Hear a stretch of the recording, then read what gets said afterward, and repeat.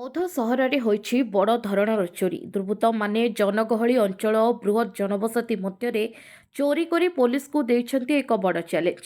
କଳାକନା ବୁଲାଇଲେ ଦୁର୍ବୃତ୍ତ, ଲୁଟି ନେଲେ 30 ଲକ୍ଷରୁ ଅଧିକ। ବୌଦ୍ଧ ପୋଷ୍ଟ ଅଫିସରେ କଳାକନା ବୁଲାଇଛନ୍ତି ଦୁର୍ବୃତ୍ତମାନେ। ଗତ ରାତିରେ ଘଟିଛି ଏହି ଅଘଟଣ। ଚୋରି କରି ଫେରାର ମାରିଛନ୍ତି ଦୁର୍ବୃତ୍ତମାନେ।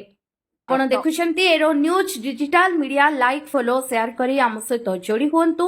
ଆଉ ଖବର କେମିତି ଲାଗିଲା କମେଣ୍ଟରେ ନିଶ୍ଚୟ ଲେଖନ୍ତୁ। ବୌଦ୍ଧ ମୁଖ୍ୟ ଡାକଘରରେ ଗତ ରାତିରେ ଚୋରି ହୋଇଛି। ଦୁର୍ବୃତ୍ତମାନେ ମୁଖ୍ୟ ଡାକଘରର ପଛପାଖ କବାଟ ଭାଙ୍ଗି ଭିତରକୁ ପଶିଥିବା ଜଣାପଡ଼ିଛି। ଏହା ସହିତ ଗ୍ୟାସ୍ କଟର ବ୍ୟବହାର କରି ଟ୍ରେଜେରୀ ଭାଙ୍ଗି କରିଛନ୍ତି ଏହି ଲୁଟ୍। ଖବର ପାଇ ବୌଦ୍ଧ ପୋଲିସ ଘଟଣାସ୍ଥଳରେ ପହଞ୍ଚି ଆରମ୍ଭ କରିଛି ତଦନ୍ତ। ଘଟଣାସ୍ଥଳରେ ଏସ୍ପି ରାହୁଲ ଗୋଏଲ ଓ ଅନ୍ୟ ପୋଲିସ ଅଧିକାରୀମାନେ ପହଞ୍ଚି ତଦନ୍ତର ତଦାରଖ କରୁଛନ୍ତି। ପୋଲିସ କୁକୁର ଓ ସାଇଣ୍ଟିଫିକ୍ ଟିମ୍ ସହାୟତାରେ ତଦନ୍ତ ଚଳାଇଛି।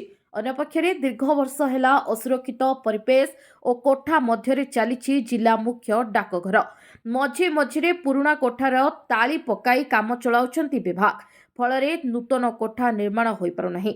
ବିଭାଗୀୟ ଆଗ୍ରହ ଅଭାବରୁ ଅଧା ବାଟରେ ଅଟକି ରହି ଆରମ୍ଭ ହୋଇପାରୁନାହିଁ ନୂଆ କୋଠାର ନିର୍ମାଣ କାର୍ଯ୍ୟ।